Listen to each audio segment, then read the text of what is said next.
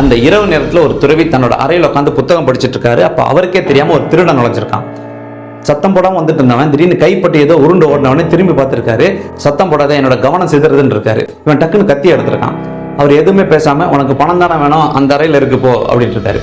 இன்னும் அவர் எளிமையா சொல்லிட்டாரு, உள்ள எதுவும் ஆள் வச்சிருப்பாள் இருக்கு. அவனு எச்சரிக்கையோடய போயிருக்கான். அங்க யாருமே இல்லை. மேஜில் சொன்னபடியே பணம் இருந்திருக்கு. இவர் குனிஞ்சத்துல நிமிராமலே சொல்லியிருக்காரு, நாளைக்கு வரி கட்டணும், அதுக்கு கொஞ்சமா பணம் வச்சுட்டு மிச்சதெல்லாம் எடுத்துக்க அப்படின்னு. இவன் ரொம்ப ஆச்சரியப்பட்டிருக்கான். இருந்தாலும் அவர் சொன்னபடி கொஞ்சமா பணத்தை வச்சுட்டு வெளியில போயிட்டு இருக்கும்போது இவர் சொல்லியிருக்காரு, ஏதாவது ஒன்று கொடுத்தாங்க அப்படின்னா அவங்களுக்கு நன்றி சொல்றதான நல்ல பழக்கம், நன்றி சொல்றது தான் நல்ல விஷயங்கள் துவங்கும் அப்படின்னு சொன்ன உடனே இவன் திகைப்போட உச்சத்துக்கே போயிட்டு நாக்கு குளறியபடியே சொல்லியிருக்காங்க நன்றி அப்படின்னு சொல்லிட்டு வெளில போகும்போது கதவை சாத்திட்டு போய் இல்லைன்னா விளக்கு கணைஞ்சிட்டு இருக்காரு. இதுக்கு மேல இருந்தா நமக்கு பைத்தியம் பிடிச்சிடும் அப்படின்னு சொல்லிட்டு விட்டா போன்னு சொல்லிட்டு அங்கேருந்து ஓடிட்டான். இந்த சம்பவம் நடந்த ஒரு வாரத்துக்குள்ள அவனை காவலாளிகள் பிடிச்சிட்டாங்க.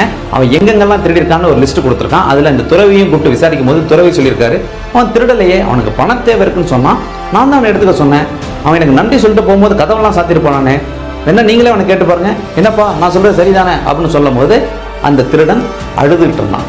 தண்டனையெல்லாம் முடிய பெற்று வெளியே வரும்போது அவன் ஒரு புதிய மனிதனா இருந்தான். சந்தர்ப்பங்கள் யாரையும் குற்றவாளியா மாத்திரும். அதே மாதிரி ஒரு சந்தர்ப்பம் அவங்க திருந்தறதுக்கு நம்ம கண்டிப்பா கொடுக்கணும். சட்டங்களாலும் அதிகாரத்தாலும் திருத்த முடியாத ஒருவரை அன்புங்கிற வலிமை கண்டிப்பா மாத்திரும்.